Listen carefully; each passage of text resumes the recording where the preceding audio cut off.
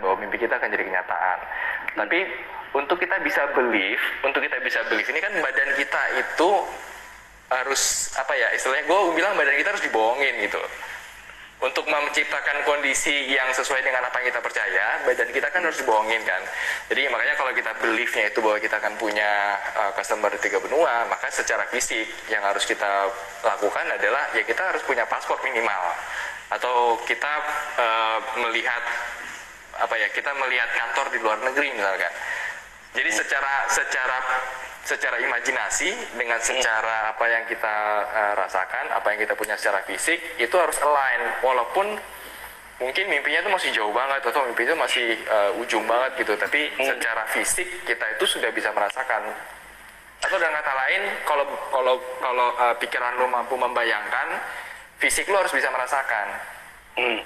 Jadi intinya orang-orang itu kan kalau punya mimpi mereka lihat pakai mata fisiknya. Ya. Misalnya mereka mau ngapain, mereka lihat kondisi sekarang gitu kan. Kondisi sekarang, kalau kondisi sekarang tidak memungkinkan, apalagi mustahil gitu. Mereka nggak akan lanjut, mereka akan menurunkan goalnya sesuai dengan yang mereka percayain aja, ya seginilah limitnya, nggak mungkin lah bisa segini, dan mereka akan beroperasi segitu gitu. Nah, sedangkan yang kita lakukan dari dulu adalah kita lihat yang besarnya aja gitu, kita lihat yang besarnya di mata batin ya, mata imajinasi lah, dan kita percaya itu pasti jadi gitu. Betul. Jadi ya dan langsung jadi, maksudnya bukan langsung jadi, dan itu baru jadi gitu. Jadi intinya terbalik kalau orang-orang itu lihat dulu baru dia percaya, baru jadi ya. Nah ini kita nggak percaya dulu baru lihat, baru benar-benar jadi nongol. Nah itu kan susah ya dipahami sama orang-orang. Bisa banget. Tapi lucunya itu setelah gue bilang bikin itu ini lucunya setelah gue bilang kita bikin paspor dan mereka ketawa, sebulan kemudian kita dapat project di Kuala Lumpur. Nah, lucu kan? jadi nggak mau kan harus bikin paspor kan ya. Jadi lu sudah bisa mempredik. Jadi ya istilahnya lu sudah bisa memprediksi bahwa lu akan keluar negeri, staff lu akan keluar negeri. Nah, lu nggak tahu di mana, kapan. Tapi ada semacam feeling gitu kan, ada gitu di badan lu, di pikiran lu ada semacam sentilan. Bikin password di sana gitu. Nah, nggak masuk akal karena belum tahu apa. Nah, tapi beberapa saat kemudian terjadi gitu. Tahu-tahu dapat project di luar negeri. Betul. Itu yang ini teman-teman juga harus tahu, itu yang disebut intuisi. Intuisi tuh gitu. Jadi semacam sentilan feeling lah, sentil lah, gitu. Nggak tahu apa, tahu ada semacam getaran kecil gitu. Vibrasi ya, kayak vibrator gitu. Jadi kayak ada semacam feeling tanpa alasan yang jelas loh, tapi feelingnya kuat gitu. Udah bikin di sana nggak ada alasan, dan kalau kita mikir pakai alasan kenapa begini, nanti gini, apa tujuannya, apa untungnya, ngapain, ntar rugi, ntar untung hilang. Tapi kalau dijalanin aja, udah dah jalanin aja. Nah, tahu-tahu ke depannya baru tersambung, connecting the dots gitu. Dots-nya baru nyambung di sini. Kenapa waktu itu ada feeling ini, karena akan ada kejadian ini gitu. Jadi kayak ada semacam penglihatan masa depan gitu, tapi berdasarkan feeling ya. Itu disebut intuisi. Ya kalau gue sih bilang intuisi. Gitu ya. Lucu ya. Bisa gitu.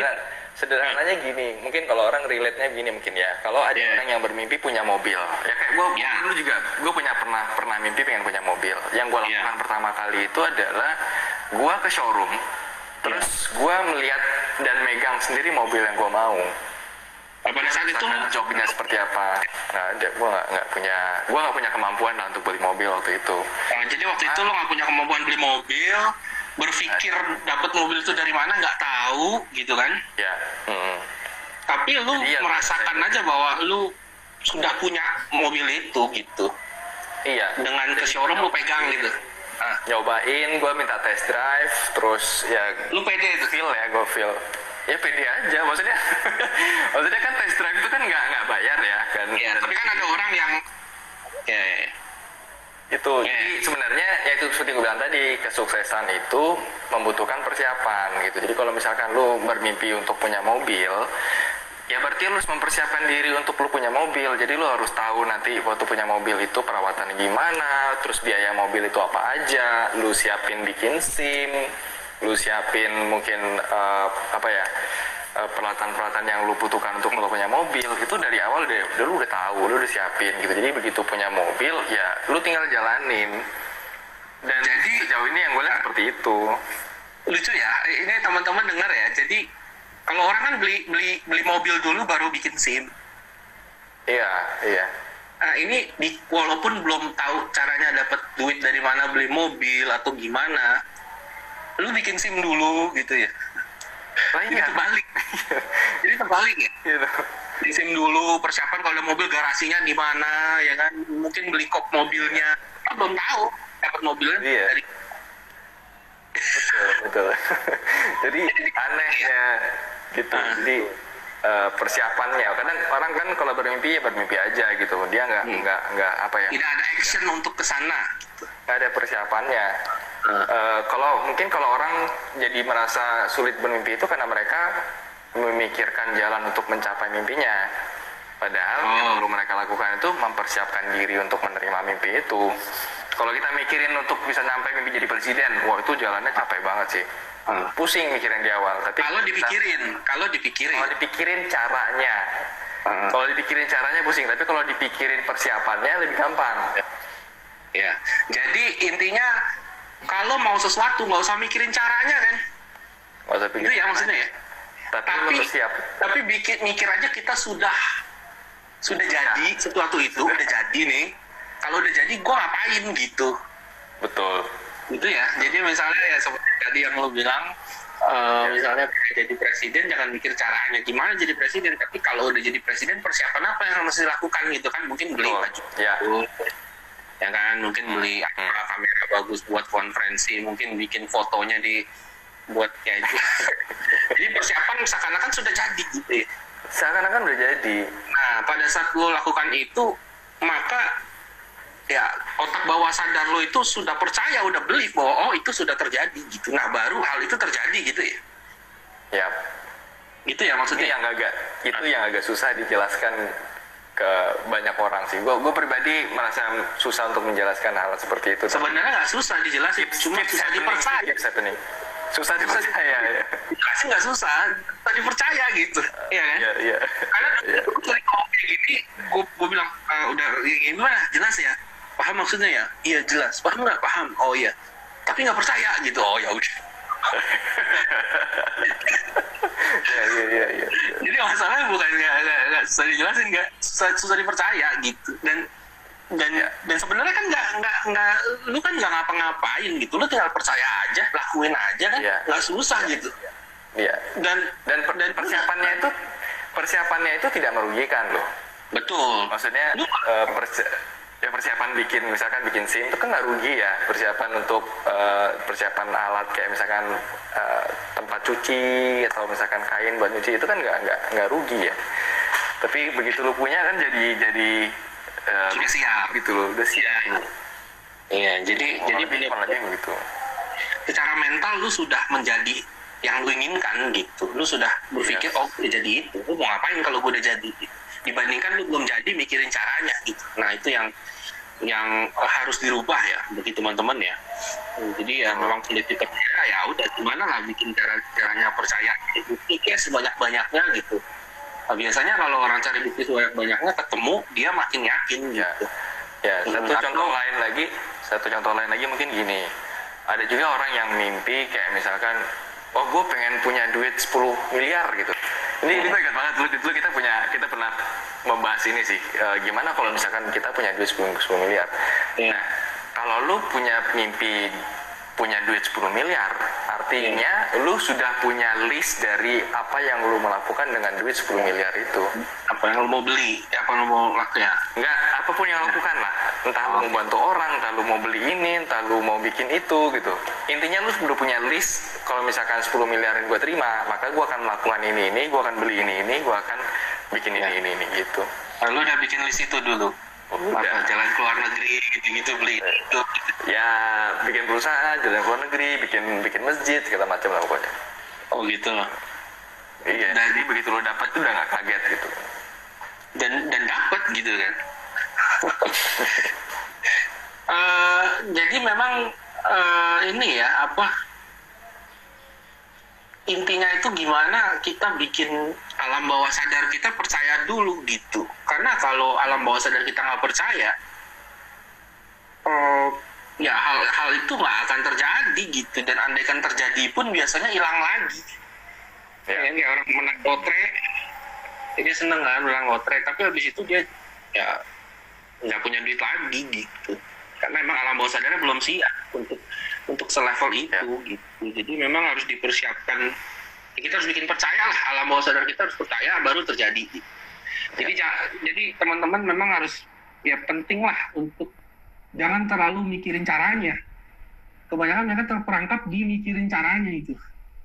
Caranya gimana, sehingga mereka akan ribet. Nah, sedangkan kalau kita kan enggak ya, cara kita agak beda ya dengan work life di mana kita mikirin sudah jadi.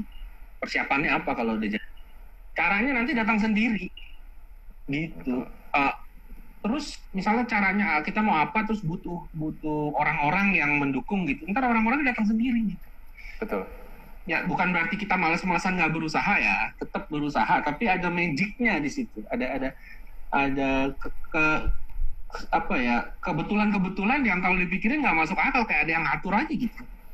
Iya kan? Coba lu ceritain deh yang kalau gue lebih nyebutnya sebagai magnet sih. Nah, jadi maksudnya gitu. Begitu lu memegang teguh mimpi ya. Mimpi ini kan harus dipegang teguh ya. Lu ingat terus di kepala lu. Betul. Begitu lu memegang teguh mimpi ini akan masuk ke bawah sadar lu, dan begitu ada kesempatan yang muncul yang mengarah ke sana, lu pasti akan ambil. Nah, ini yang kita nggak sadar bahwa sebenarnya kita sudah diarahkan ke sana gitu, udah diarahkan ke mimpi kita. Kalau kita pegang teguh mimpinya. Jadi kalau mimpi itu kita ingat terus, kita tulis gitu, dan gue sampai sekarang juga masih tulis di kertas yang waktu itu pernah kita bikin, tulis di kertas terus taruh di dompet. Jadi mimpi ini kan dibawa terus ya.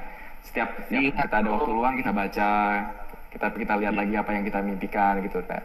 Ini akan membawa kita secara tidak sadar ke arah itu kalau kita memegang teguh. Jadi kita kadang ditemukan dengan kesempatan dengan orang-orang, dengan lingkungan yang sebenarnya itu mengarahkan ke mimpi kita, dan itu akan mudah banget buat kita buat ngambil keputusan. Dari banyak keputusan yang dikasih, dari banyak pilihan yang dikasih ke kita, kalau kita memegang teguh mimpi itu, kita akan pasti mengambil keputusan yang mengarahkan mimpi itu tanpa sadar. Walaupun secara korelasi mungkin nggak ada ya, secara korelasi langsung mungkin nggak ada, tapi alam bawah sadar kita akan mengarahkan kita mengambil keputusan yang membawa kita semakin dekat ke mimpi kita. Jadi kadang keputusan kita yang berdasarkan alam bawah sadar nggak masuk akal ya?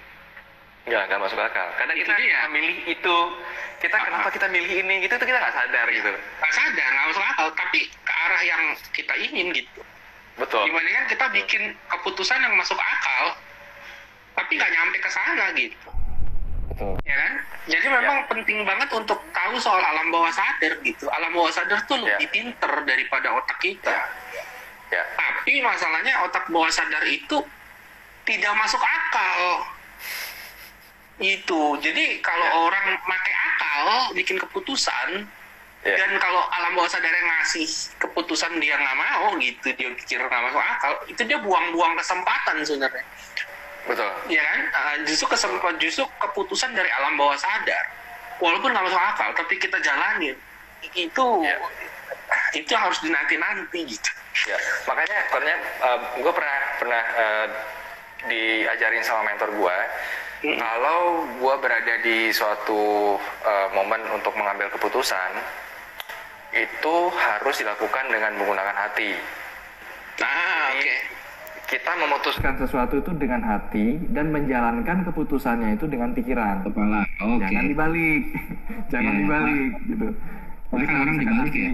Hati lu bilang ini keputusan yang bagus gitu, ya lu ambil. Walaupun kepala lu bilang ini nggak mungkin, ini nggak berhasil. Yang benar itu adalah apa yang dikatakan di hati. Kalau hati bilang ini bagus, ini jalan yang benar, ya lu ambil. Nanti tinggal suruh otak lu buat mikirin gimana cara jalaninnya. Oke. Ya, sejauh ini teman-teman jelas nggak? Ini kok chatnya mati ya? Apa? Oh, ternyata chatnya kehang. Gua kehang. Nggak, maksudnya ke... Oke, ada dulu. Sebentar. Oke, ya. Jadi gitu ya, teman-teman ya.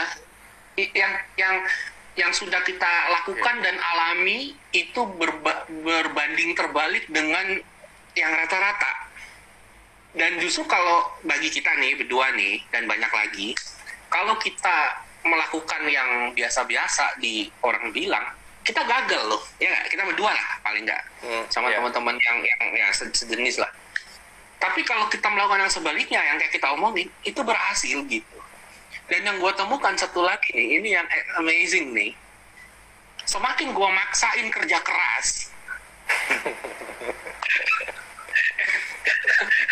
gue nggak tahu lu merasa gitu nggak? Ini gue gitu. Semakin gue merasa gue paksa ya, ada satu kata paksain kerja keras, hancur loh.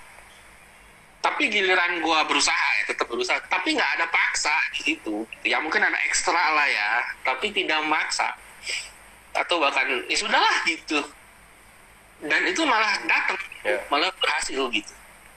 Dan itu lucu ya.